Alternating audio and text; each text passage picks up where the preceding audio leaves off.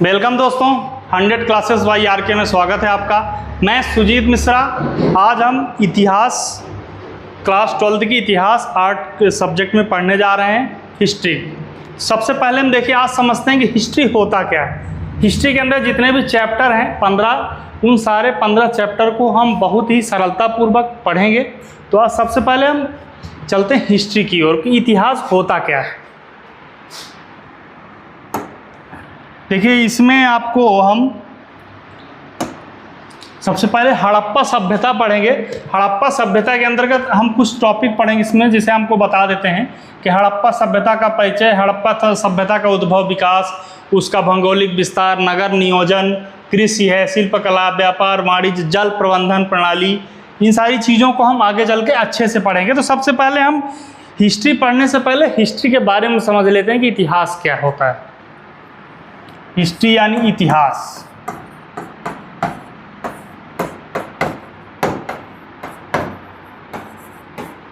देखिए, हिस्ट्री जो है, हिस्ट्री शब्द कहाँ से आया? सबसे पहले हिस्ट्री जो है हिस्टोरिया, हिस्टोरिया शब्द एक ग्रीक भाषा से लिया गया है। हिस्ट्री जो है हिस्टोरिया शब्द से आया है। ये हिस्टोरिया शब्द कहाँ से आया? ये ग्रीक भाषा से आया। अब समझते हैं कि हिस्ट्री शब्द के जनक कौन है, उनके पिता जिन्होंने खोज की। हिस्ट्री के जनक, हिस्ट्री के जनक जो है हेरोडोटस को माना जाता है। हिस्ट्री के जनक कौन है? हेरोडोटस। अब देखिए, हिस्ट्री होती क्या है? आमतौर पे हिस्ट्री का काम क्या है, हिस्ट्री में हम क्या करते हैं?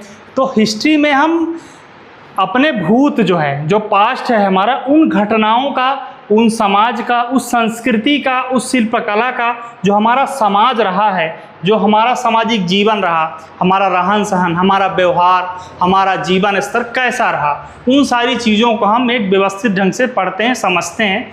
और हम जानते हैं कि हमारा जो पिछले जो हमारे पूर्वज रहे, जो भी रहे, तो वो कैसे रहते थे, क्या क्या उपयोग करते थे, कैसे करते थे, और कैसा उनका जीवन रहा, सामान्य रहा कि जोखिम भरा रहा, कैसे रहा। तो हम सबसे पहले आपको यहाँ पे हम समझेंगे हड़प्पा सभ्यता। तो हड़प्पा सभ्यता की इन सारी चीज़ों को पढ़ना है। तो सबसे फर्स्ट पॉइंट पे हम आ जाते हैं हड़प्पा। हड़प्पा, इसको भी हम समझ लेते हैं नए स्लाइड में कि हड़प्पा सभ्यता होती क्या है। हड़प्पा, आमतौर पे हड़प्पा सभ्यता को हम सिंधु घाटी सभ्यता के नाम से भी जानते हैं। सिंधु घाटी सभ्यता, हड़प्पा या कि सिंधु घाटी सभ्यता आपको नाम आएगा, तो दोनों एक ही है। अब देखिए, हड़प्पा सभ्यता की खोज किसने की?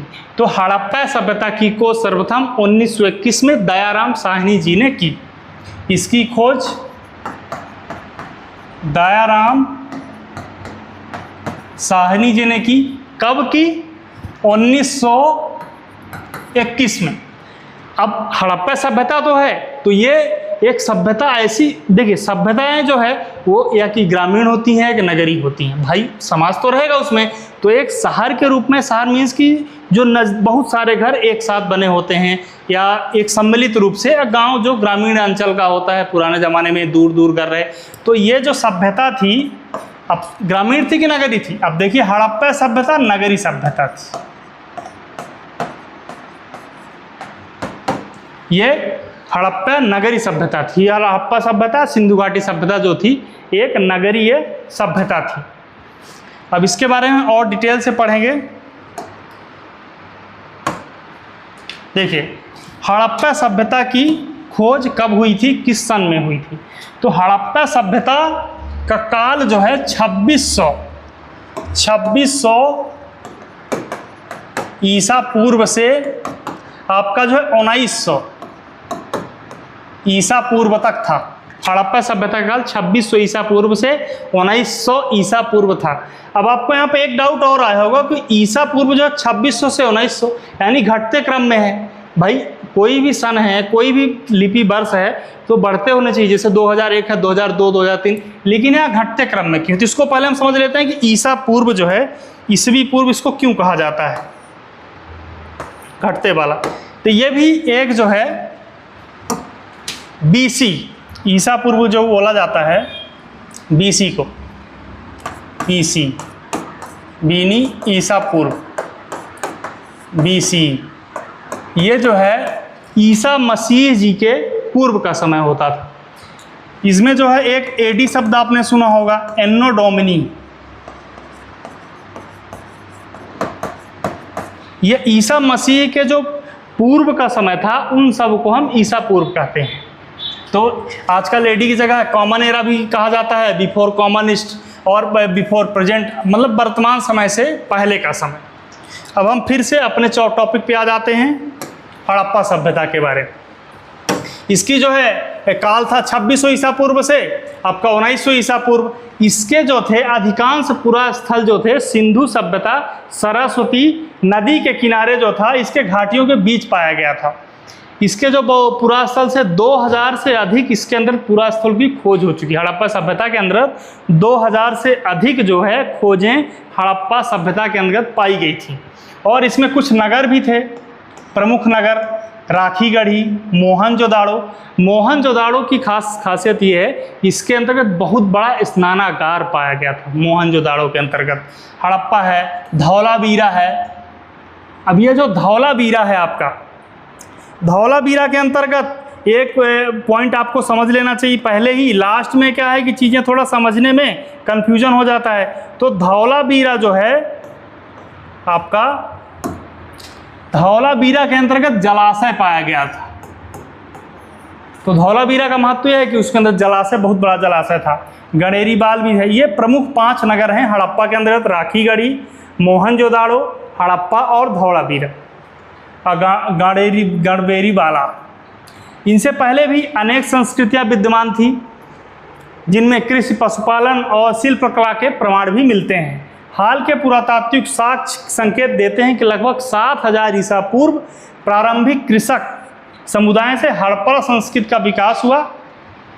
इसका जो चरण है क्रमिक आंतरिक रहा। अब देखिए इसमें कुछ फोटो दिए हुए हैं, इनको समझते हैं कि हैं क्या। ये जो है ये मनके हैं। हड़प्पा संस्कृति में हम 3 चीज़ों को समझते हैं।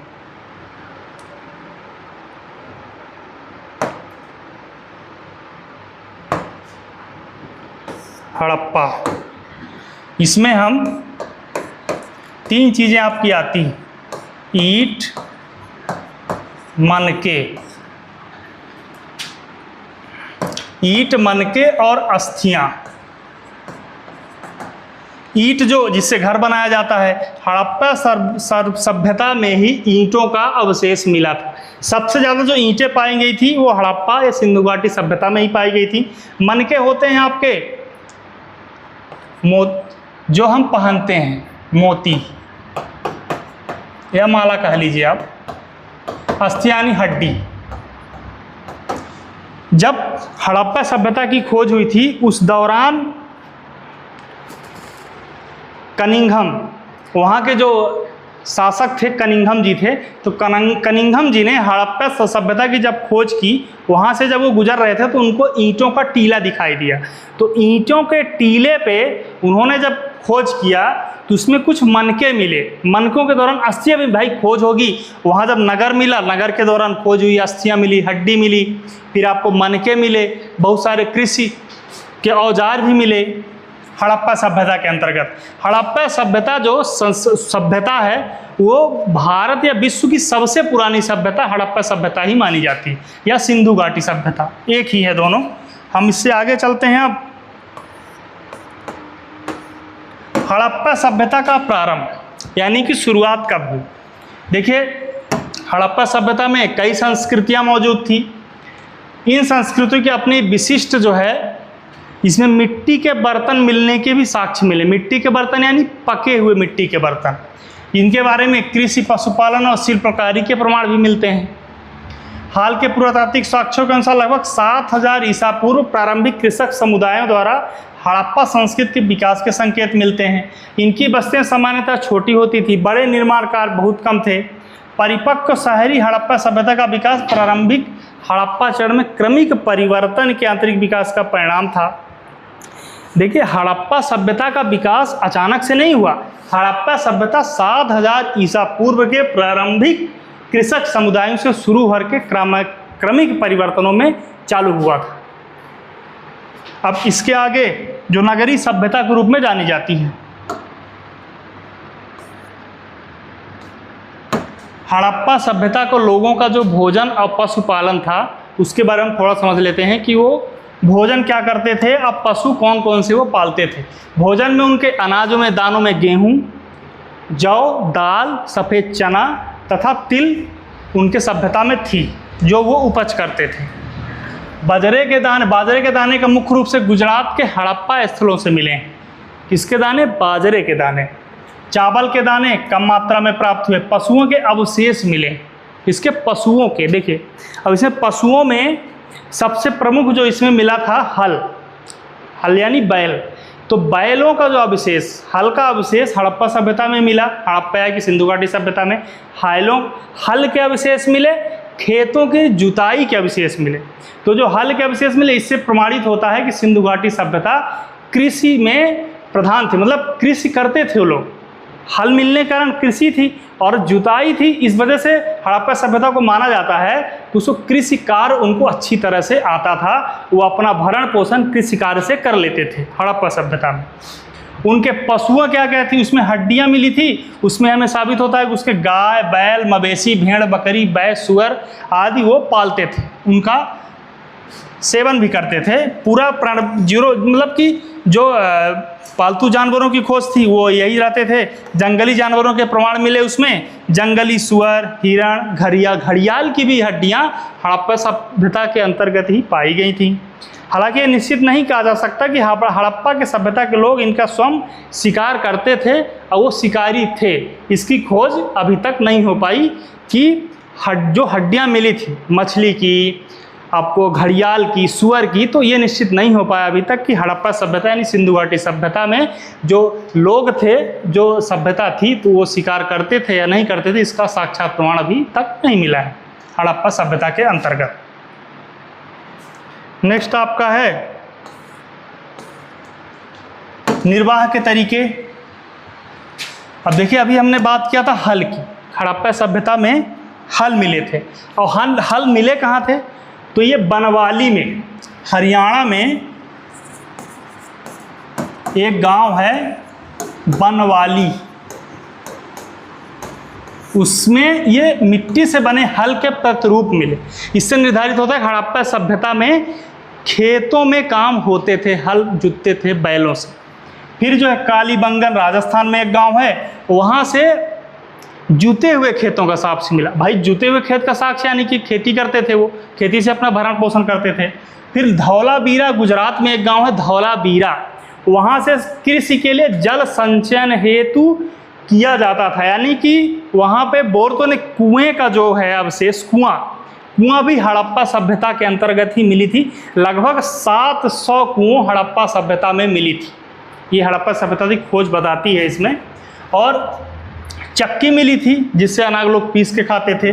मिट्टी या धातु के बर्तन भी मिले थे। मिट्टी जो है उसके धातु के बर्तन भी मिलते थे, इससे पता चलता था कि वो खाना पका के खाते थे। और पत्थर के औजार मिले, उनसे मसाले, जड़ी बूटियाँ भी बनाते थे। भाई, मसाले जड़ी बूटी खाने के लिए बनाते थे। नेक्स्ट आपका है हड़प्पा सभ्यता के अंतर्गत शहर। उसके अंतर्गत जो शहर थे वो कैसे बने थे? दुर्ग के टीले थे। दुर्ग के टीले जो है मोहनजोदाड़ो में, हड़प्पा सभ्यता का एक बहुत बड़ा शहर था मोहनजोदाड़ो।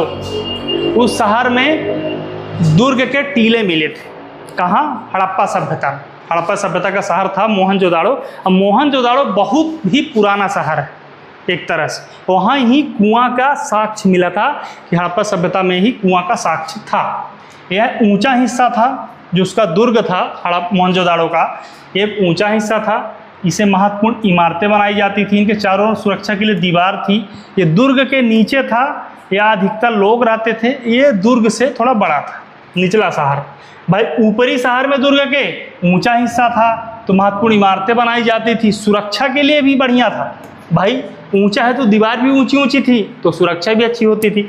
और जो निचला शहर था मोहनजोदाड़ो में, उसमें जो दीवार जो थी वो नीचे थी, और अधिकतर लोग जो रहते थे वो आपके शूद्र या कि छोटी जाति के लोग ही नीचे रहते थे। ये दुर्ग से थोड़ा बड़ा था। हड़प्पा शहरों की कुछ खास बातें भी थी। भाई किसी भी सभ्यता की एक खास बात होती है, एक महत्वपूर्ण विशेषताएं होती हैं, तभी उस सभ्यता का विश्लेषण होता है, उस सभ्यता का वर्णन होता है। उसकी खास बातें क्या थी? शहर बनाने से पहले पूरी योजना बनाई जाती थी, मकान और सड़कें व्यवस्थित ढंग से बनाई जाती थी, पूरे शहर में एक ही माप की ईंटों का उपयोग किया जाता था। सोचिए उस समय भी ईंटों का सेम स्ट्रक्चर बनाए जाते थे वो हड़प्पा सभ्यता में। सोचिए 2600 ईसा पूर्व में इतनी अच्छी घटनाएं होती थी, इतने अच्छे लोग थे, बहुत ही इंजीनियर, बहुत से लोग अच्छे इंजीनियर और नगर नियोजक भी थे। सोचिए इंजीनियर भी थे उस समय पे। मतलब कि एक तरह से अगर सीखा जाए तो हड़प्पा के सभ्यता के लोग शहर पहले से योजना बनाकर बनाए जाते थे, और उन्हें दो भागों में दुर्ग तथा निचले स्तर के शहर बनाए जाते थे। दो भागों में बांटा गया था हड़प्पा सभ्यता के शहरों को। लास्ट हमारा है जल की व्यवस्था। अब जल की व्यवस्था होगी तभी तो पानी पिएंगे, जब पानी पिएंगे तभी तो जिएंगे। तो उसमें सबसे पहले नालों की व्यवस्था थी। नाले जो थे वो हड़प्पा सभ्यता में ही खुदाई के दौरान पाए गए थे कि नालों का निर्माण हड़प्पा सभ्यता में ही आया था। हड़प्पा सभ्यता में सुनियोजित जल निकासी व्यवस्था थी। सड़कें और गलियां जो थी ग्रिड पद्धति पर बनाई गई थी। किस पद्धति पर? ग्रिड पद्धति पर। अक्सर एग्जाम में पूछा जाता है किस पद्धति पर हड़प्पा सभ्यता में सड़कें बनाई गई थी, तो हड़प्पा सभ्यता में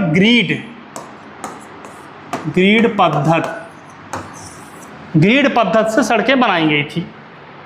पहले नलियां फिर घर बनाए गए, पहले नलियां बनाई गई फिर घर बनाए गए। धौलावीरा लोथल में किले बंदी के प्रमाण थे। धौलावीरा और लोथल गांव था, मोहनजोदाड़ो में एक एरिया था धौलावीरा लोथल, वहाँ से किले बंदी के प्रमाण मिले थे। किला जो था वो था।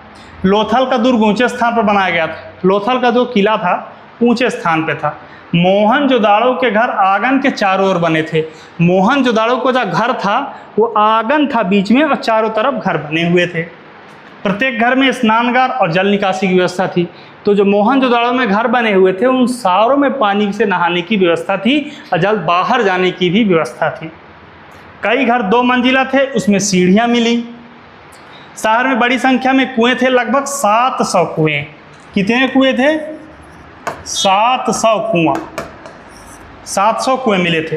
हड़प्पा सभ्यता की जल निकासी की जो प्रणाली थी वो विश्व की सबसे उन्नत प्रणाली प्राचीन व्यवस्थाओं में से एक थी। समझ रहे हैं आप? हड़प्पा सभ्यता में जल निकासी प्रणाली की जो व्यवस्था थी वो विश्व की सबसे उन्नत, यानी कि सबसे अच्छी व्यवस्था जो थी हड़प्पा सभ्यता में ही थी। फिर है हड़प्पा सभ्यता के जो घर थे सुव्यवस्थित थे। घर, आंगन, स्नानगार, कुएं, पक्की नालियों का उत्कृष्ट व्यवस्था भी थी। भाई व्यवस्था थी तभी तो सारी चीज़ें थी। तो ये जो है आपको हिस्ट्री का पहला चैप्टर हड़प्पा सभ्यता में अभी हमने इतना पढ़ा। अभी इसी को आगे जो है समझते हैं कि होता क्या है। उसमें कुछ क्वेश्चनिंग भी अभी हम लाएंगे, ऐड करेंगे, जिससे पता चलेगा कि हम इसको कैसे पढ़ेंगे, और क्वेश्चन को सॉल्व करेंगे तभी तो हम समझेंगे कि हिस्ट्री में क्या क्या हमने पढ़ा है। तो इसको बार बार जो है रिवाइज भी करेंगे, और हड़प्पा सभ्यता और आने वाले जो चैप्टर हैं उनको अच्छे से पढ़ेंगे। आगे अब हम देखेंगे मोहनजोदाड़ो में मोहनजोदाड़ो सभ्यता की रहन सहन की व्यवस्था, उसके अंदर उसमें कैसे लोग रहते थे, कैसे स्नान की व्यवस्था थी, कैसे घर बने हुए थे, और कौन कौन सी वस्तुएं हैं वो उपयोग करते थे।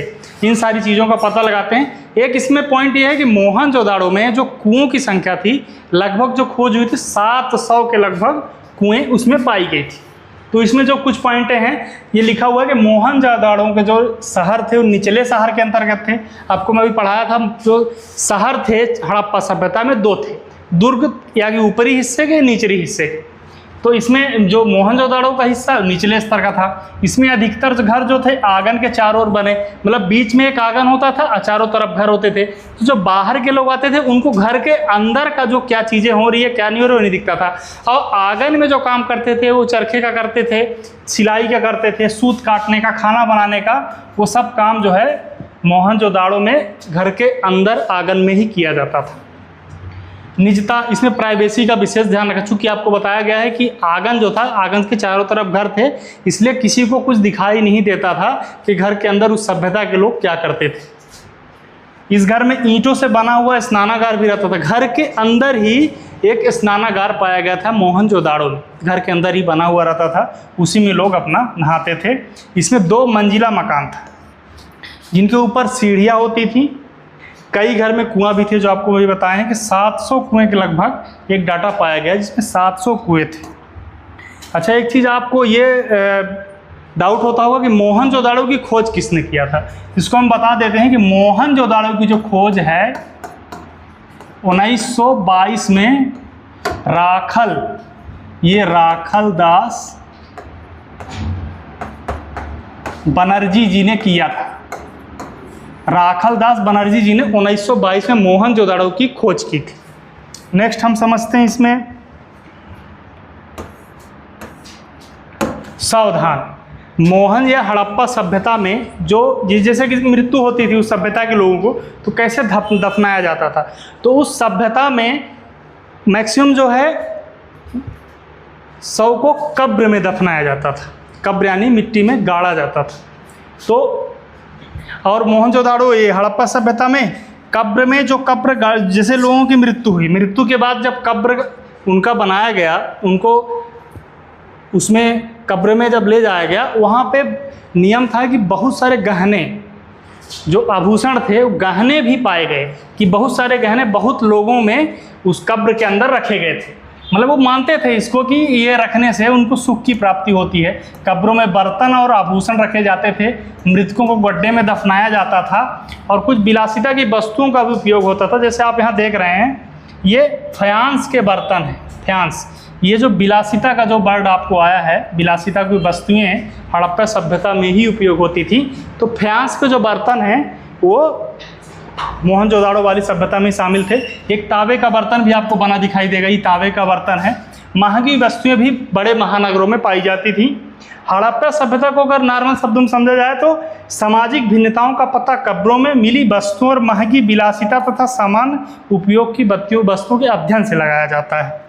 नेक्स्ट हम समझते हैं शिल्प उत्पादन के बारे में कि शिल्प उत्पादन में क्या योगदान था उनका।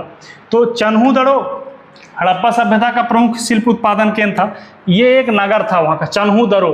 चन्हूदड़ो जो था हड़प्पा सभ्यता का प्रमुख शिल्प उत्पादन केंद्र था। कौन सा? चन्हूदड़ो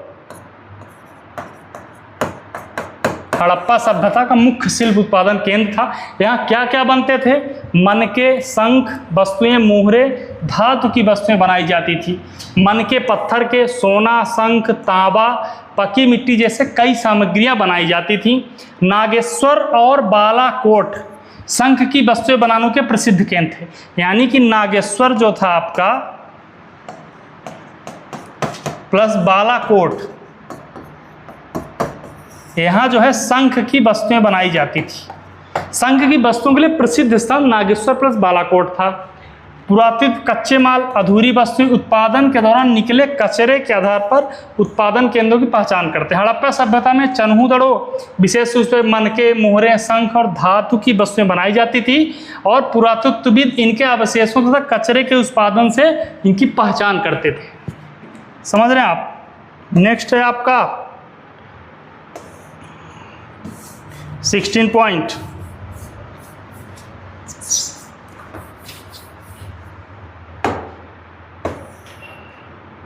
माल धन प्राप्त करने संबंधी नीतियाँ। यानी कि हड़प्पा सभ्यता के दौरान जो भी ट्रांसपोर्ट होते थे, माल जो आते थे या कि जाते थे, तो उसमें बैलगाड़ी का उपयोग, सर्वप्रथम बैलगाड़ी का उपयोग हुआ। कई विदेशी भी सामान, जैसे विदेशी में भी सामान ले, तो उसमें मेसोपोटामिया एक राज्य था, यानी देश था, उसको राज्य कहा जाता था। तो मेसोपोटामिया में भी व्यापार होता था भारत का। किस सभ्यता में? हड़प्पा सभ्यता के दौरान हमारा व्यापार विदेशों में मेसोपोटामिया, ओमान, बहरीन, दिलमुन, इन सब में फैला हुआ था। हड़प्पा सभ्यता के दौरान ही विदेशों में हमारा एक्सचेंज होता था। हड़प्पा के लोग कच्चा माल स्थानीय और दूर दराज दोनों क्षेत्रों से प्राप्त करते थे, यानी कि पास के अपने जो क्षेत्र हैं और दूर के क्षेत्रों में। सामान का परिवहन जैसे आपको बताया, बैलगाड़ी से, नदी से, समुद्र से, नाव के द्वारा ले जाया करता था, और नाव के द्वारा ही विदेशों में भी इन सारी चीज़ों को ओमान, बहरीन और दिलमुन जो है मेसोपोटामिया राज्य है, जहाँ से सिकंदर का नाम आप सुने होंगे। हिस्ट्री में आगे चल के उसको अच्छा डिस्क्राइब करेंगे अच्छे से। तो मेसोपोटामिया में भी ये व्यापार होता था भारत का। मेसोपोटामिया का अभिलेख जो है हड़प्पा क्षेत्र को भेलुहा कहा जाता है। मेसोपोटामिया में जो भारत में हड़प्पा सभ्यता के अभिलेख हैं आज भी, उनको क्या कहा जाता है? मेलुहा। समझ रहे? मेलुहा किसको कहा जाता है? मेसोपोटामिया में हड़प्पा सभ्यता के जो भी सामान वहाँ पे अभी हैं, उनको मेलुहा कहा जाता है। यानी कि सामान जो है बैलगाड़ी, जहाज, व्यापार आदि ओमान, मेसोपोटामिया आदि बहुत सारे देशों से जुड़ा हुआ था उस समय हड़प्पा सभ्यता में। नेक्स्ट है आपका मोहर। उस समय जो मोहर होती थी, मोहर आइडेंटिटी के रूप में होती थी, कोई सिक्का नहीं होता था, कोई वो नहीं, एक आइडेंटिटी, एक पहचान के रूप में उस समय जो है मोहर का उपयोग किया जाता था सामान और सुरक्षा के लिए। तो मोहरों का उपयोग पहचान और सामान की सुरक्षा के लिए होता था। पुरोहित जो है आपको हड़प्पा सभ्यता में भी पाए गए थे। ये आप एक फ़ोटो के द्वारा समझ सकते हैं, ये पुरोहित हैं। पुरोहित की फ़ोटो हड़प्पा सभ्यता में ही पाई गई। हड़प्पा जो है, अच्छा एक चीज़ आप बहुत इंपॉर्टेंट है कि हड़प्पा जो है लिपि जो है, हड़प्पा की जो स्क्रिप्ट थी आज तक पढ़ी नहीं गई है। जो सिंधु हड़प्पा या कि सिंधु घाटी शब्द एक ही है, एक ही शब्द दोनों हैं। तो हड़प्पा और सिंधु घाटी सभ्यता की लिपि जो है आज भी खोजी जा रही है, आज भी उसको पढ़ा नहीं जा सका, यानी कि लिपि जो है अपठित आज भी है, कोई उसको अभी तक डिस्क्राइब नहीं कर सका है। व्यापार के लिए मानकीकृत बाट और तराजू का उपयोग होता था। आज भी तराजू का उपयोग कहीं कहीं होता है। पूरे हड़प्पा क्षेत्र में एक जैसी ईंटें और योजनाबद्ध नगर मिलते थे, यानी कि उसमें इंजीनियर, जैसे हमने पीछे पढ़ा, इंजीनियर जो है हड़प्पा सभ्यता में ही पाए जाते थे। तो एक योजनाबद्ध तरीके से उसके नगर, चूँकि नगरीय व्यवस्था थी हड़प्पा सभ्यता, तो नगर बहुत ही योजनाबद्ध तरीके से बनाए जाते थे। यह निश्चित नहीं हड़प्पा में एक राजा था। अच्छा, ये निश्चय नहीं था कि हड़प्पा के समय कोई शासन था, किसी राजा का कोई शासन रहा, कोई इसमें डिस्क्राइब नहीं मिलता है, लेकिन कहीं माना जाता है कहीं कहीं थे शासक, तो उनका कहीं नाम नहीं है, तो चूँकि हम इसको मौखिक रूप से नहीं कह सकते। प्रशासनिक व्यवस्था जरूर थी। पुरोहित राजा की पहचान प्रमाणित नहीं है। अच्छा, जो पुरोहित थे वहाँ पंडित, उनकी भी पहचान प्रमाणित नहीं है। कुछ फोटो, कुछ साक्ष्य मिले थे, बट उनसे ये हम नहीं साबित कर सकते उस समय कोई राजा या कि पुरोहित थे। हाँ, देवी का मिलने का एक था, देवी मिली थी। इनकी देवी की जो आप फोटो देख सकते हैं, इनकी पूजा होती थी उस समय पे, बट कोई पुरोहित या कि राजा उसमें कोई पहचान में नहीं था। इसके आगे हम कुछ प्रश्न पढ़ेंगे, उस प्रश्न से हम समझेंगे कि जो अभी हम पढ़े हैं पीछे आपका हिस्ट्री, उसमें क्या क्या है, उसको आगे देखेंगे हम। ठीक है, आपको समझ में जो भी नहीं आ रहा है तो आप कमेंट कर सकते हैं, बता सकते हैं कि क्या कैसी क्लास है। अब समझते हैं मोहरें, बाट और लिपि। इतिहास में आगे मोहरें, लिपि तथा बाट के बारे में आज हम समझेंगे, और ये समझेंगे कि मोहरें, लिपि, इन सब का उपयोग कैसे होता था। सामान्यतः मोहरों का जो उपयोग था वो सेल खेड़ी जो उपयोग किया जाता था, सेल खेड़ी से बनाई जाती थी। अब मोहरें जो चूँकि व्यापक रूप से उपयोग होता था उस समय मोहरों का, तो मोहरें जो है उस समय पे पहचान के लिए बनाई जाती थी। किसके लिए? आइडेंटिटी के लिए, पहचान और सामान की व्यवस्था बनाए रखने के लिए। जैसे कोई चीज़ रखते हैं हम, तो एक जगह पे हमने सामान को रख दिया व्यवस्थित तरीके से, तो हम मोहर को वहाँ पे इसलिए रखते थे कि उसकी पहचान हो सके, तो उसकी आइडेंटिटी हो सके कि ये सामान हमने यहाँ पे रखा हुआ है। तो दो उद्देश्य था, या कि उस तरह से, या कि उसका आइडेंटिटी किया जाए, और सामान की सुरक्षा के लिए विशेष रूप से मोहरों का उपयोग हड़प्पा सभ्यता में किया जाता था। किसके लिए? पहचान और सामान की सुरक्षा के लिए। और ये प्रह जो है सेल खड़ी से बनाई जाती थी और इसे पशुओं की आकृति, प्राय क्या पाया जाता था? पशुओं की आकृति तथा कुछ चिन्ह, कुछ जो है सिग्निफिकेंट पाए जाते थे उसमें। और जो हड़प्पा सभ्यता की लिपि है, क्योंकि ये मुहरे हैं, और जो लिपि है उसकी स्क्रिप्ट, तो आपको पता है कि हड़प्पा सभ्यता की जो लिपि थी आज तक पढ़ी नहीं जा सकी है, ना ही हम उसमें आज तक कोई भी खोज कर सके हैं, क्योंकि कुछ लैंग्वेज ऐसी थी जिसको अभी तक उसको खोजा नहीं जा सका है।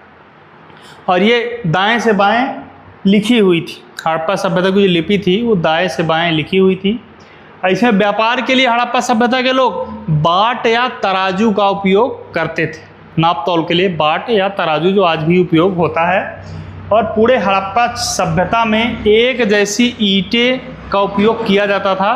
तो आप समझ सकते हैं कि हड़प्पा सभ्यता जो था वो कितनी सुव्यवस्थित तरीके से, कितनी इंजीनियरिंग प्रणाली, सोचिए आज से 4500 साल पहले भी हड़प्पा सभ्यता में, जो कि बहुत ही प्राचीन सभ्यता है, इसको हम सिंधु घाटी सभ्यता के नाम से भी जानते हैं, जो कि 1921 में दयाराम साहनी जी के द्वारा खोजी गई थी। उसमें सुव्यवस्थित योजना से घर बनाए जाते थे। सोचिए ईंटों के द्वारा सुव्यवस्थित ईंटों से घर बनते थे। एक इंजीनियरिंग व्यवस्था, एक मतलब इतनी मतलब एक सुव्यवस्थित व्यवस्था के द्वारा बनाई जाती थी, इतने सुचालित तरीके से कि आज की जो परंपरा है उस परंपरा के अनुसार वहाँ पे खुदाई हुई, उन सारी चीज़ों का जो खोज के दौरान मिला, तो जो व्यवस्था देखने को हमें मिली हड़प्पा सभ्यता में, तो बहुत ही सुनियोजित तरीके से इसमें मिला। इसमें कुछ जैसे आपके मुहरे लिपि, एक प्राचीन जो है सभ्यता का लिपि तो थे, बाट जो थे, इनके कुछ चिन्ह दिए हुए हैं, इनको आप देख लीजिएगा, जिसे 7-8 चिन्ह दिए हुए हैं यहाँ पे। एक देवी की मूर्ति भी यहाँ से प्राप्त हुई है हड़प्पा सभ्यता से, जो कि ये फोटो आपको दिख लगी है। एक ये शिव का, प्राचीन शिव का आद्य शिव की मूर्ति भी मिली थी वैसे हड़प्पा सभ्यता से, जो कि उसमें दी हुई है। देखिए नेक्स्ट इसमें है प्रसाद तथा शासक। तो हमने भी पढ़ा है पिछले स्लाइड में कि जो शासक हैं एम्परर, तो वास्तव में किसी भी शासक का उल्लेख हमें हड़प्पा सभ्यता में नहीं मिलता कि किस शासक के द्वारा कितना शासन किया गया और उस शासक के द्वारा क्या क्या किए गए। हालांकि ये अपवाद स्वरूप है कि शासक के द्वारा क्या क्या किया गया, इसमें कुछ घटनाएं हैं, उसने क्या क्या किया। जैसे मान लीजिए उसमें दिया गया है सिंधु घाटी सभ्यता के अंदर शासक के द्वारा नगरों का प्रबंधन किया गया, कुएं की खुदाई की गई, नालों की खुदाई की गई, एक सुव्यवस्थित नियमावली बनाई गई, सुनियोजित तरीके से घर बनाने के ईंटों की व्यवस्था की गई, बाटों तराजू इन सब की जो है एक तरह से व्यवस्था किया गया था। तो अंततः हम ये मान सकते हैं कि कोई सुनियोजित एक व्यवस्थित तरीके से शासन रहा। लेकिन ये अपवाद है हड़प्पा सभ्यता में कि कोई शासन जो है था नहीं, किसी राजा का उल्लेख हमें नहीं मिलता है, लेकिन ये उल्लेख मिलता है कि राजा के द्वारा कुछ कार्य कराए गए थे और उस राजा का नाम, उसका पता, उसका काल, उसका समय कुछ भी वर्णन नहीं किया गया है। हालांकि एक पुरोहित की मूर्ति हमें इसमें मिलता है, पुरोहित या कि राजा उस समय थे, ये मूर्ति जो है हड़प्पा सभ्यता में देखी गई थी, एक पुरोहित की मूर्ति। फिर भी इससे अभी वर्णन जो है व्याख्यात्मक रूप से नहीं बताया गया है कि लिखित में कि कोई राजा थे जिनका कोई शासन था। वहाँ पे कोई विशेष वस्तु भी नहीं मिली जिससे हम ठोस प्रमाण मान सकें कि वहाँ पे कोई शासन राजा का था। कुछ काम है जो उन्होंने किया था, जैसे वाणिज्य व्यापार इन सब का नियंत्रण था, तराजू बाट का जो है व्यवस्था की, नगर में कानून व्यवस्था लाए, निर्माण कराए, सारी चीज़ें, इन सारी चीज़ों का उल्लेख मिलता है। लेकिन किसी शासक का व्यक्तिगत रूप से हड़प्पा सभ्यता में उल्लेख हमें नहीं मिलता। तो हम कह सकते हैं कि था शासन, लेकिन हमें जब नाम नहीं मिला इस वजह से हम किसी शासन का उल्लेख नहीं कर सकते कि हड़प्पा सभ्यता में किसी राजा का शासन रहा हो उस समय पे। अब देखिए इसके अंतर्गत फिर हम आते हैं इसमें भारतीय पुरातात्विक सर्वेक्षण में। तो हम इसे नई स्लाइड में समझते हैं कि भारतीय पुरातात्विक सर्वेक्षण होता क्या है। जो भारतीय पुरातात्विक सर्वेक्षण है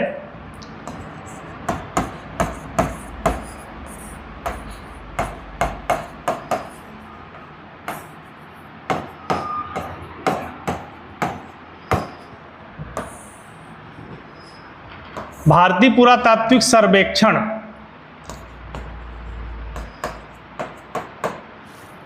इसकी जो है ये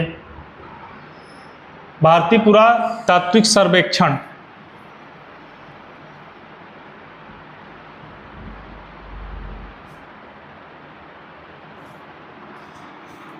नई स्लाइड में हम इसको समझते हैं। इसकी स्थापना जो है भारतीय पुरातात्विक सर्वेक्षण की स्थापना 1861 में हुई थी। इसके जो पहले महानिदेशक या कि डायरेक्टर जनरल जो थे वो अलेक्जेंडर कनिंघम या कि ए कनिंघम कहते हैं, तो इसको हम पूरी तरह समझ लेते हैं। अलेक्जेंडर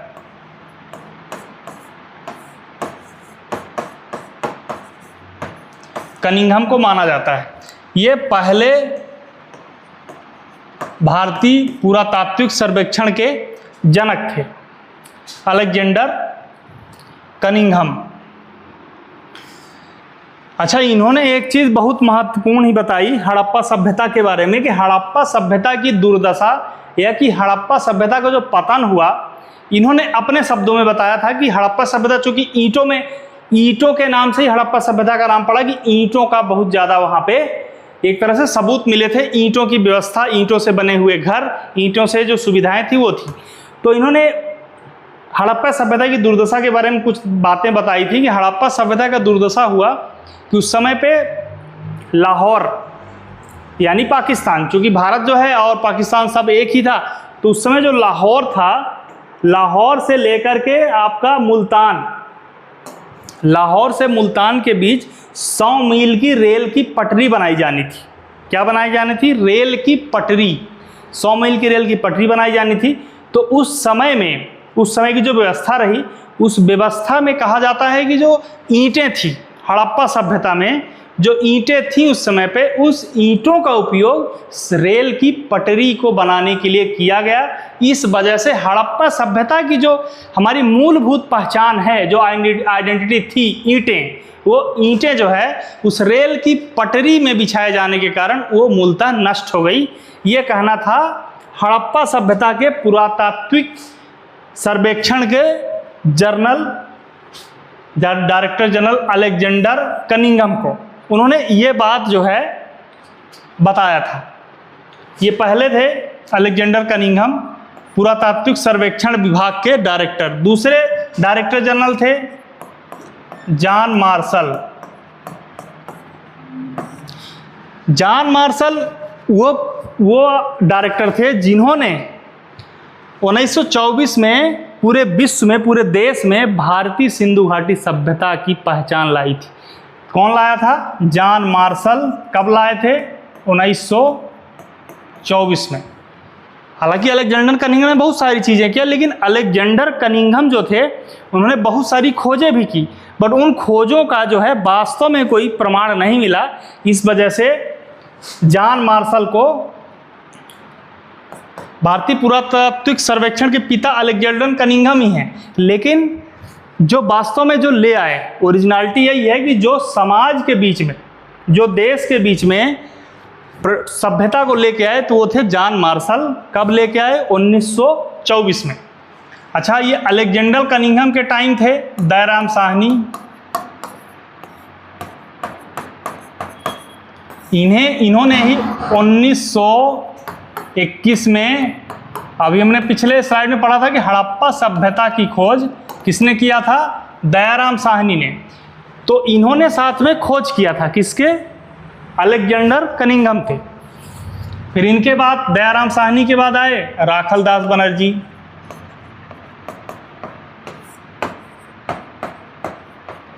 अब राखलदास बनर्जी की मुख्य खोज क्या थी? राखलदास बनर्जी जी ने 1922 में किसकी खोज किया? मोहनजोदाड़ो की। किसकी खोज किया? मोहनजोदाड़ो की, जहां से विशाल स्नानागार प्राप्त होता है, मोहनजोदाड़ो से। यह था भारतीय पुरातात्विक सर्वेक्षण। अच्छा, हम ये समझते हैं, जैसे हमारे बीच में कुछ पॉइंट का हमारे डाउट रहता है कि जैसे मान लीजिए पुरातात्विक हो गया, पुरातात्विक विद, एक होता है उत्खनन,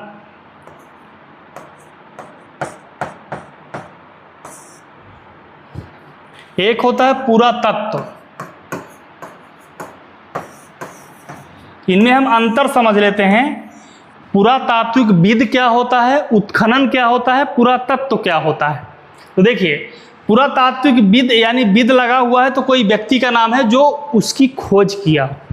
तो जैसे हम समझते हैं कि पुरातत्व पहले कौन थे डायरेक्टर जनरल, तो ए कनिंघम यानी कि अलेक्जेंडर कनिंघम। तो मान लेते हैं कि ये पुरातात्विक विद जो है अलेक्जेंडर कनिंघम है। कौन है, पुरातात्विक विद। अब पुरातत्व के अंतर्गत क्या आ जाएगा, पुरातत्व में जो खोजें हुई, भाई दयाराम साहनी ने हड़प्पा सभ्यता की खोज की, उसके अंतर्गत जो ईंटें मिली, मनके मिले और जो अस्थियां मिली, वो क्या कहलाएंगी, पुरातत्व।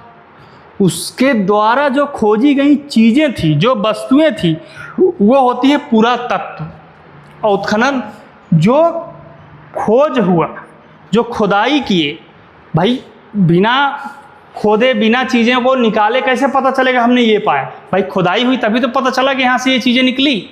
भाई मोहनजोदड़ो से विशाल स्नानागार मिला, चंद्रदुर्ग से चूड़ियों का, मनकों का भंडार मिला, आपका मोहनजोदड़ो से मिला, और हड़प्पा सभ्यता से शवदान मिला, जहाँ पे शव को दफनाए जाने का सबूत मिला कि शव जो है शव के साथ कुत्तों को दफनाया जाने का, और बहुत सारी चीज़ें हैं। तो इनका जो उत्खनन हुआ तो किससे होता है, खुदाई के द्वारा जो चीज़ें मिलती हैं तो उत्खनन कहलाता है, खुदाई करवाना, जो खुदाई उत्खनन होता है। ये हमारा था भारतीय पुरातात्विक सर्वेक्षण, जो कि 1861 में बना था। अच्छा, इसमें एक डायरेक्टर जनरल हुए बाद में, एक छोटी सी कहानी है भारतीय पुरातात्विक सर्वेक्षण में कि एक डायरेक्टर जनरल हुए। वो डायरेक्टर जनरल का नाम क्या था और कब हुए, देखिए 1944 की घटना है। 1940 में भारतीय पुरातात्विक सर्वेक्षण के नए नए जनक हुए। इसमें एक कहानी है भारतीय पुरातात्विक सर्वेक्षण में, ये घटना है 1944 की। एक जो है भारतीय पुरातात्विक सर्वेक्षण के डायरेक्टर जनरल हुए व्हीलर, IAM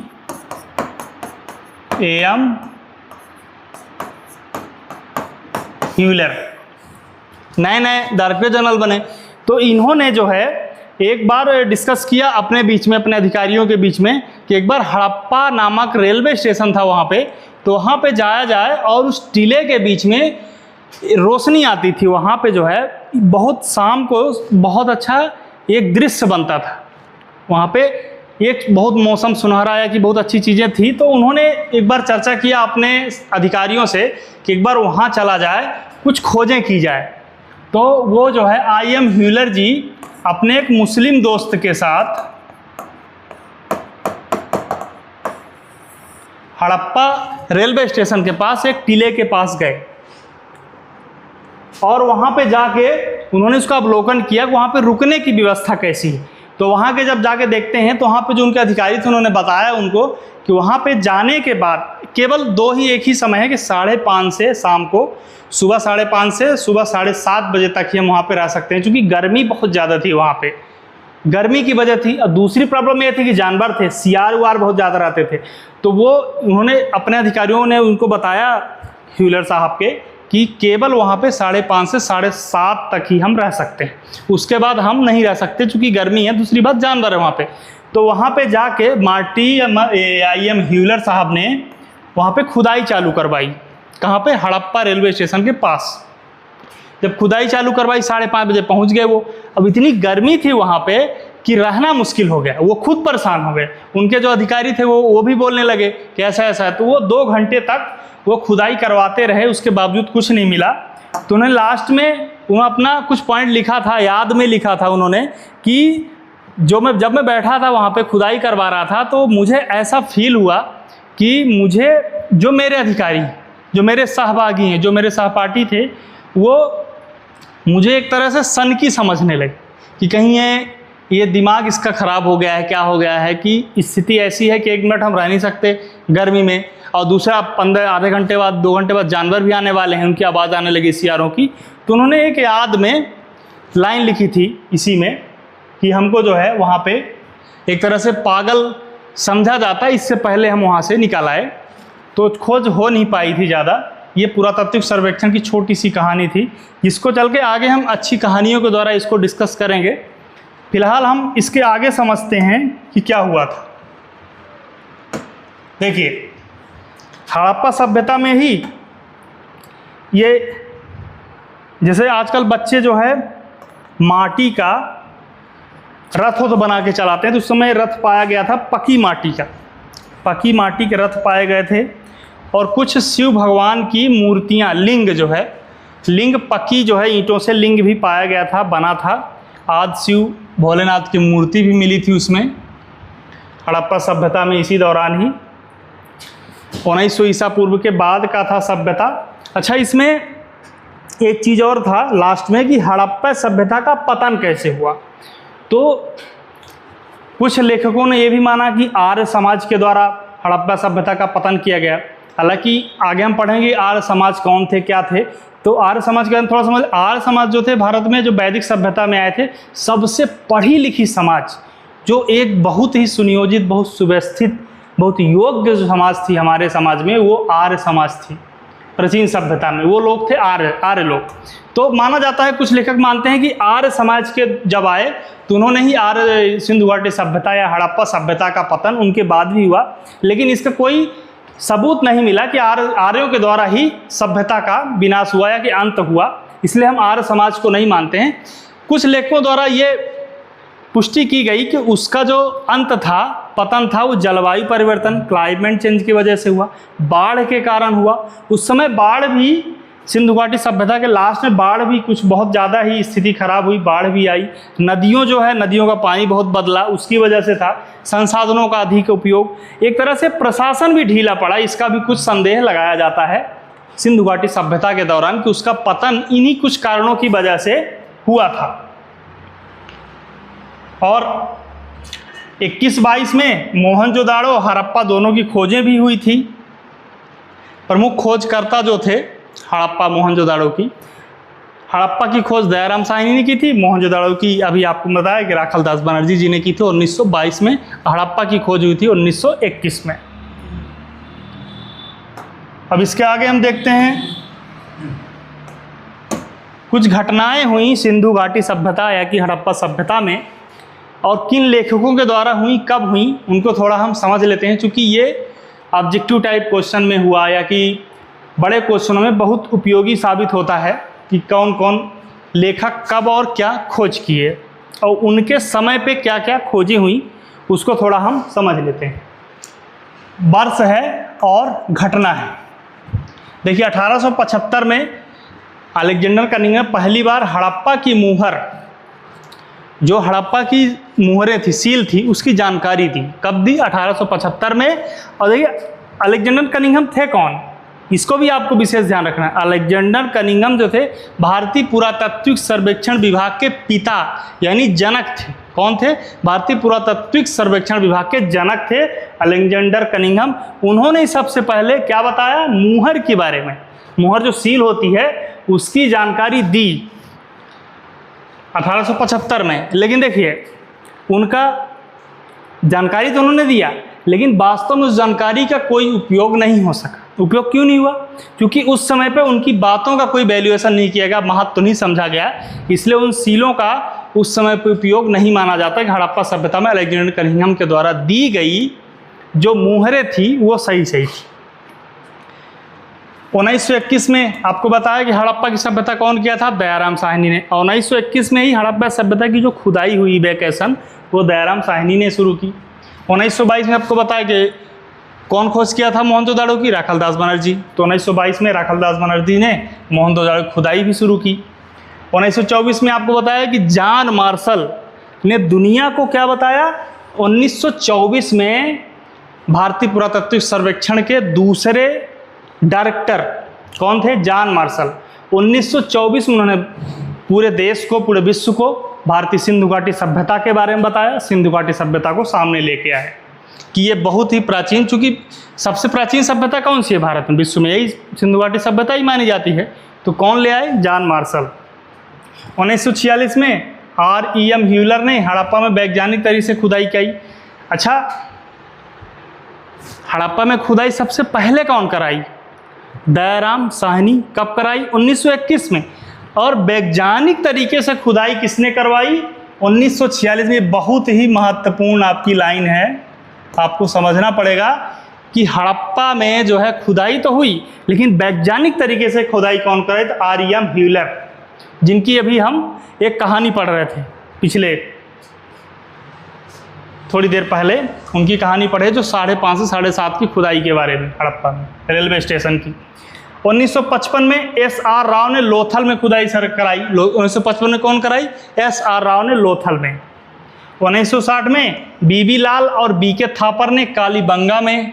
अच्छा, कालीबंगा का नाम आते ही हमें एक चीज़ का ध्यान रखना है, कालीबंगा में चूड़ियों का मनके जो मिले थे कालीबंगा में मिले थे, चूड़ी कालीबंगा में मिली थी। 1974 में A.M.R. मुगल ने बहावलपुर क्षेत्र में हड़प्पा स्थलों की खोज का कार्य शुरू किया। 1980 में जर्मन इटली की संयुक्त टीम ने मोहनजोदाड़ो में सतही सर्वेक्षण सरफेस एरिया में सर्वे किया। 1986 में अमेरिका दल ने हड़प्पा में खुदाई शुरू की। हड़प्पा में जो अमेरिकी दल आए थे वो कब किए? 1986 में। 1990 में R.S. बिष्ट ने धौलावीरा में खुदाई की। कहाँ? धौलावीरा में। 1997 में अमरेंद्र नाथ, ये खुदाई वहाँ पे हुई। अब देखिए, हमने जो है कुछ काल पढ़ लेते हैं, समय सीमा, कुछ समय पर जो एक समय था उनके बारे में। जैसे सिंधु घाटी सभ्यता के बारे में पढ़ते हैं कि हम 2600 से ईस्वी से 1900 ईस्वी तक था। वैसे बहुत सारे हैं जिनको हमें समझना है कि वो कब से कब तक थे। निम्न पूरा पाषाण काल 20 लाख वर्ष पूर्व 80,000 वर्ष पूर्व, 20 लाख वर्ष पूर्व से 80,000 वर्ष पूर्व। मध्य पूरा पाषाण काल 80,000 से 35,000 वर्ष पूर्व था। उच्च पूरा पाषाण काल 35,000 से 12,000 वर्ष पूर्व था। मध्य पाषाण काल 12,000 से 10,000 वर्ष पूर्व था। नव पाषाण काल या कि प्रारंभिक कृषक एवं पशुपालक काल जो था 10,000 से 6,000। ताम्र पाषाण काल, तांबे का प्रथम उपयोग जो है ताम्र पाषाण काल 6,000 वर्ष पूर्व से हुआ। हड़प्पा सभ्यता थी 2600-1900 ईसा पूर्व, जो हम पढ़े हैं। प्रारंभिक लोह काल एवं महापाषाण समाधान 1000 ईसा। प्रारंभिक ऐतिहासिक काल 6000 से 400 ईसा पूर्वक।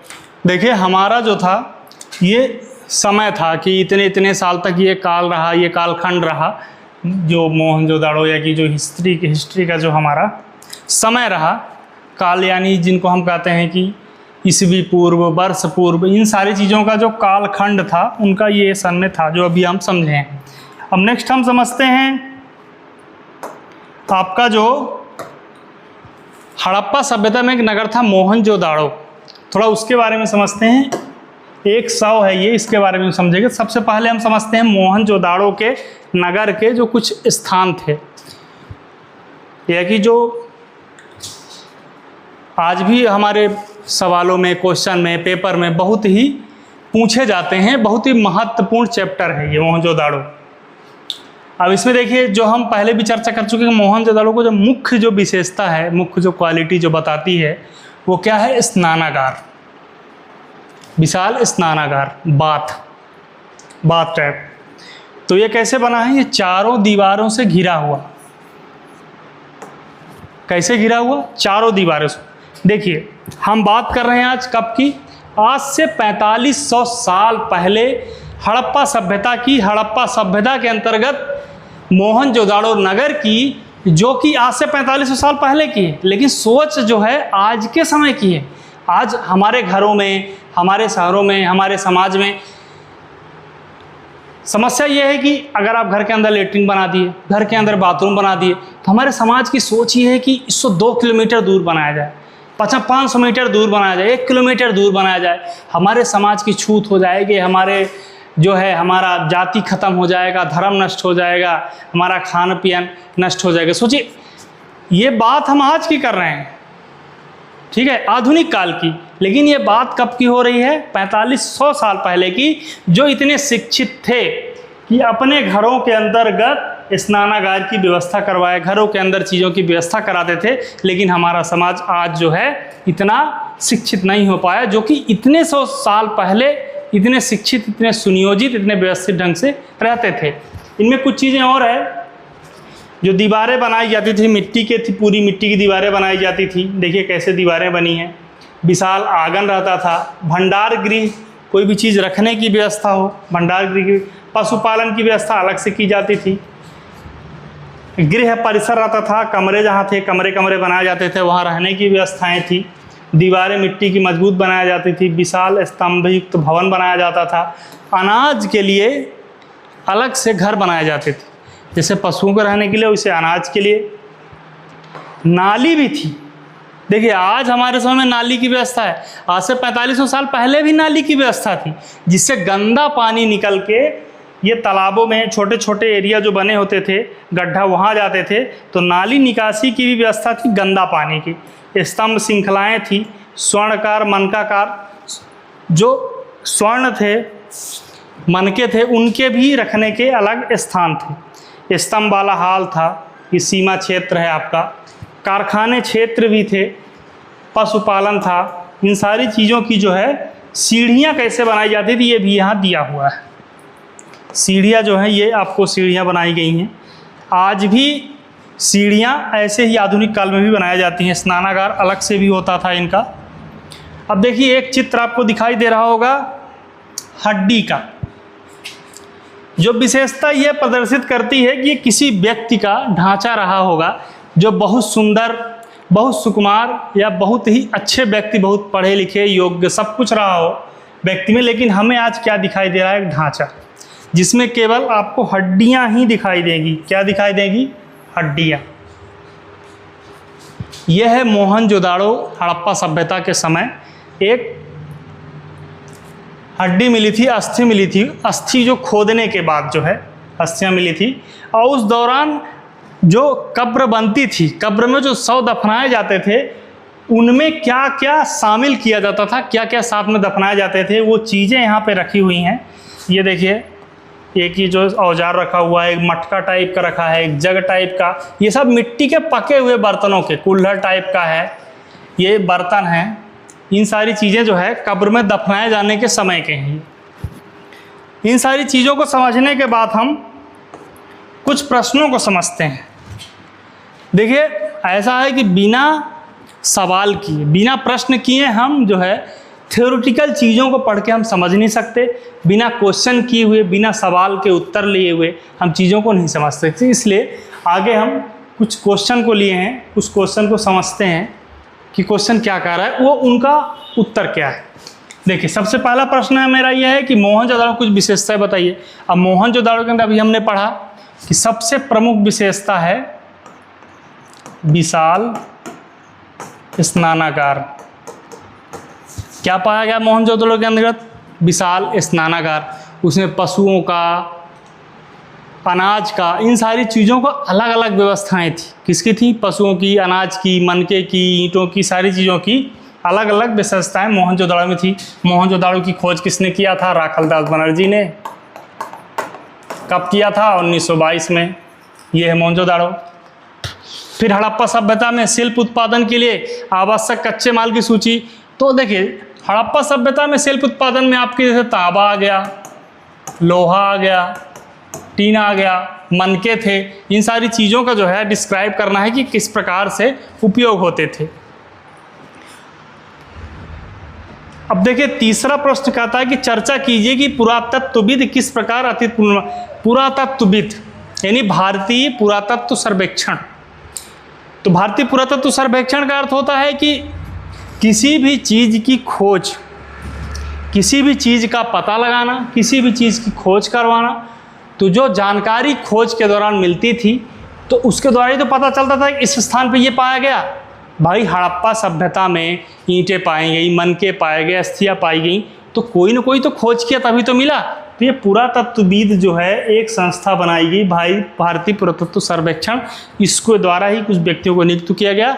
इन्हें व्यक्तियों में सबसे पहले थे ये कनिंघम, अलेक्जेंडर कनिंघम, जिनको 1961 में भारतीय पुरातत्व सर्वेक्षण की स्थापना भी 1961 में हुई। इनको 1961 में पहला अलेक्जेंडर कनिंघम को डायरेक्टर नियुक्त किया गया। यही भारतीय पुरातत्व सर्वेक्षण के पिता भी कहे जाते हैं। दूसरे जॉन मार्शल थे, जो है भारतीय पुरातत्व सर्वेक्षण विभाग के अंतर्गत आते हैं। अब देखिए चौथा प्रश्न हमारा है कि हड़प्पाई समाज में शासकों द्वारा किए जाने वाले संभावित कार्यों की विवेचना कीजिए। देखिए हड़प्पा समाज में सीधा सा प्रश्न ये है कि हड़प्पा समाज में किसी भी शासक का विस्तृत वर्णन या संक्षेप में वर्णन, किसी भी तरह का वर्णन नहीं मिलता है, जिससे हम ये इस तरह के सवालों पे पहुंच सकें कि कोई भी समाज किसी भी शासक का इतना से इतने तक शासनकाल रहा कि वो शासक जो है इतना निर्माण कार्य कराया, ये कराया। लेकिन हाँ, कुछ चीज़ें उसमें मिलती हैं कि शासक के द्वारा ग्राम या शहर की निर्माण जो कराई गई उसकी व्यवस्था की गई, उसमें जो बाट तराजू इन सब का जो उपयोग होता था, इनकी जो है प्रबंधन किया गया, नाली की, नालों की, कुआं की, इन सब की जो है खुदवाई भी कराई गई। ये सबूत मिलते हैं, लेकिन कोई लिखित साक्ष्य मौजूद नहीं है जिसके द्वारा हम ये कह सकें कि हड़प्पा सभ्यता के दौरान किसी शासक का शासन था। हाँ, एक पुरोहित राजा की मूर्ति मिली, जिसको हम अभी समझे थे इसको कि पुरोहित राजा की जो मूर्ति थी वो एक बार आप देख लीजिए इसको। ये एक पुरोहित जो थे राजा, इनकी मूर्ति मिली थी, लेकिन इनसे यह भी साबित नहीं होता कि वो राजा थे वहाँ पे। एक राजा की पुरोहित की तरह से मूर्ति मिली थी इनकी, बट ये साबित नहीं हो पाया है कि कोई राजा उस समय पे हड़प्पा सभ्यता में किसी शासक का शासन था। इसलिए हम ये मान सकते हैं कि कुछ चीज़ें हुई जो शासक के द्वारा की गई, कुएं, नल, इन सब का निर्माण कराया गया। अब पांचवा है कि हड़प्पा सभ्यता के शहरों में लोगों को उपलब्ध भोजन सामग्री सूची जो है, समूहों की पहचान। अब हड़प्पा सभ्यता में देखिए क्या उपलब्ध था, गेहूं, जौ, बाजरा, मतलब हड़प्पा सभ्यता के लोगों को खाने की जो व्यवस्था थी, गेहूं थी, जौ थी, बाजरा थी, वो जो है शिकार करके इन सारी चीज़ों का, चूँकि हड़प्पा सभ्यता आपको पता है जुते हुए खेत मिले, हल मिला, तो इन सारी चीज़ों से तो साबित होता है कि हड़प्पा सभ्यता या कि सिंधु घाटी सभ्यता में खेती करने का एक सुव्यवस्थित या सुनियोजित तरीका था, जिससे वो खेती करते थे। खेती के द्वारा गेहूं, जौ, बाजरा ये सब पका के उसका आहार करते थे, और सारा परिवार जो है उसमें शामिल होता था, सब मिल के उस कार्य को करते थे। और खाने का जो साधन था उनका अन्न दाने में यही रहता था। शाकाहारी के रूप में हम कह सकते हैं कि हड़प्पा सभ्यता के लोग शाकाहारी थे। वो कृषि का कार्य बहुत अच्छे तरीके से कर लेते थे।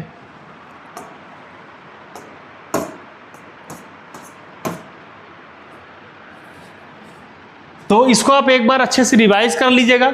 हम जो है इतिहास के पहले चैप्टर को समझ चुके हैं क्या कैसा है। अगर आपको कुछ समस्या है, कुछ डाउट होता है, तो ज़रूर क्वेश्चन करें, कमेंट में लिखें और बताएं कि इनमें क्या क्या और प्रश्नावली जोड़ी जा सकती है और क्या इसमें ऐड किया जा सकता है। इसको ज़रूर बताएं। कोई समस्या हो तो आप कमेंट कर सकते हैं। Thank you.